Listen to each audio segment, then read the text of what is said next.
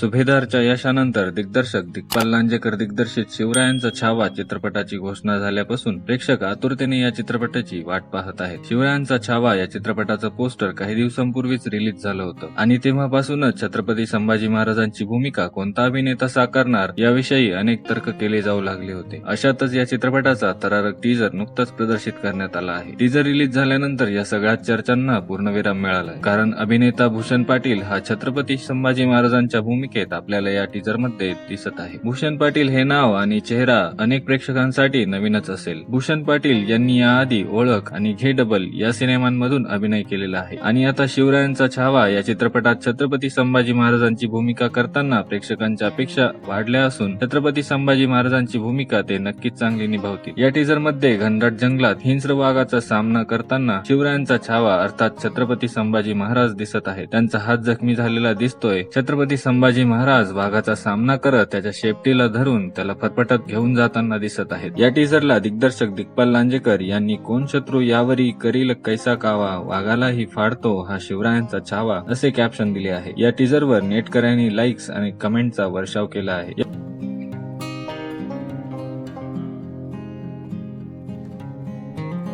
या सिनेमात चिन्मय मांडलेकर, मृणाल कुलकर्णी हे कलाकार आपल्याला पाहायला मिळतील आणि शिवरायांचा छावा हा सिनेमा 16 फेब्रुवारी 2024 ला प्रदर्शित होणार आहे. तुम्हाला शिवरायांचा छावा या सिनेमाचा टीजर कसा वाटला ते आम्हाला कमेंट्स मधून नक्की कळवा आणि हा व्हिडिओ आवडला असेल तर लाईक करा, शेअर करा आणि अशाच नवनवीन अपडेटसाठी आपल्या या चॅनलला सबस्क्राईब करा.